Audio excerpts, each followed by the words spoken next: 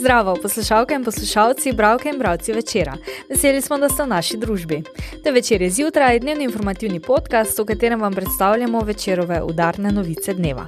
Danes je četrtek, 30. april 2026. Moje ime je Tjaša Gajšek. V nadaljevanju izpostavljamo: kdo bo novi rektor Univerze v Mariboru? Objavljamo intervjuje s kandidatoma za naslednika Zdravka Kačiča, Dejanom Korošakom in Mitjo Slavincem. Anže Kopitar, slovo kralja, ki je vladal drugače. In čestitka za praznik pred 1. majem o pomenu delavskega praznika, dela in delavskih pravic v razmerju do kapitala. Naročite se na podcast, da boste obveščeni ob izdaji naslednje epizode. Vse skozi smo z vami na vecer.com. 12. maja bodo zaposleni in študenti Univerze v Mariboru volili novega rektorja. Izbirali bodo med dvema kandidatoma, eden izmed njiju bo nasledil Zdravka Kačiča.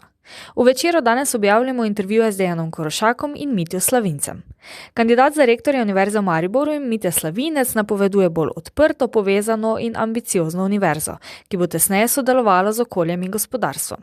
Dejan Korošak pa govori o raziskovalnem delu, akademski svobodi, zadrževanju mladih talentov doma, pričakovanjih od države in prvem ukrepu, če 12. maja zmaga na volitvah.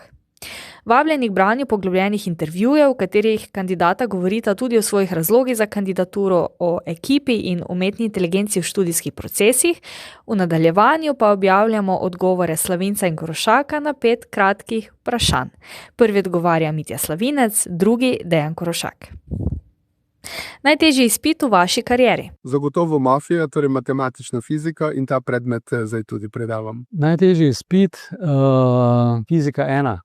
ChatGPT pri seminarskih nalogah prepovedati ali vključiti v študij? Vključiti v čim večji meri, da bodo seminarske naloge in drugi izdelki tem boljši. Spremeniti način delovanja seminarskih nalog pri predmetih. Kdaj ste bili nazadnje na štuku? Nazadnje nisem bil na štuku, bil sem pa dober mesec nazaj na Bujti repi, to je zabava kluba prekmurskih študentov v Ljubljani.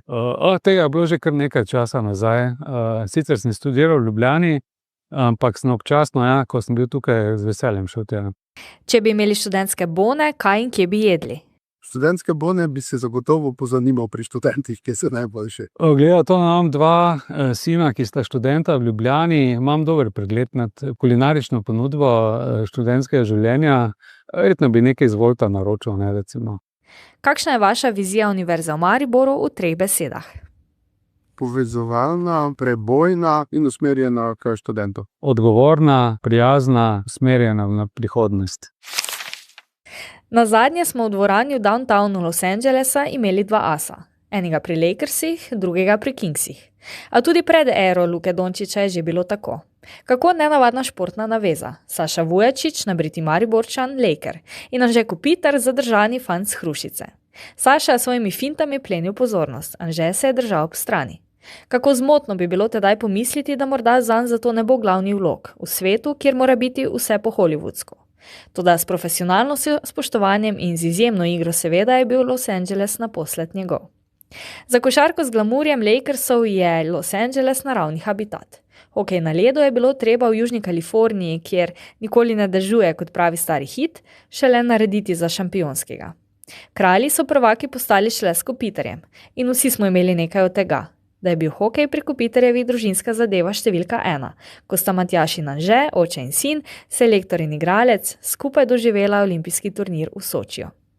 Pri 38 letih bo dovolj, si je rekel. Kako velika kariera je to bila, so dokazovale ceremonije v hokejskih arenah Severne Amerike. Za konec, preden se z družino vrne živeti v Slovenijo, je Anže Kopitar pred ameriške poročevalce sedel s svojima otrokoma. Ves ta čas sta imela očeta za polovični čas, zdaj ga dobita celega zase, jim je povedal. In Neža in Jakob sta veselo prikimala. Anže Kopitar je portret tedna. Kako dojemajo delo in delavske pravice, smo se pogovarjali s sogovorniki iz različnih generacij, iz različnih panog in krajev. Irena Turnšek z Polzele je delala v tovarni nogavic vse do stečaja tovarne. Kapital je bolj proaktiven kot delavstvo, ima tudi več sredstev, nam je dejala. Jože Prednik, nekoč livar v železnici Ravne, pa: kot moramo stalno vzdrževati hišo, da ne razpade, moramo vzdrževati pravice. Peter Jazbec izhaja iz prostovoljske organizacije in pravi: včasih je delo zagotavljalo stabilnost in varnost, danes delavec postaja orodje za ekonomske cilje.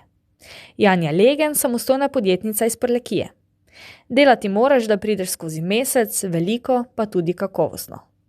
Predsednik Zveze svobodnih sindikatov Slovenije Andrej Zorko v intervjuju o predlogu združevanja Ministrstva za delo z gospodarskim v verjetni vladi Janeza Janše pravi, da tovrstna združevanja v tujini niso prinesla pozitivnih rezultatov. Citiram: na eni strani je kapital, na drugi pravice delavcev, ki so velikokrat v nasprotju. Težko si predstavljam situacijo, ko bo en minister zastopal tako kapital kot delo, pravi sogovornik. Čestitamo za praznik, večer bo znova natisnjen v ponedeljek, berete pa nas lahko na spletni strani večer.com. To je bil večerodnevni podcast Večer je zjutraj 30. aprila 2026. Z vami sem bila Tjaša Gajšek. Kakovostno novinarstvo lahko podprete tako, da se naročite na tiskani in spletni Večer, postanete naš sledilec in bralec na družbenih omrežjih, naročnik naših podcastov in newsletterjev.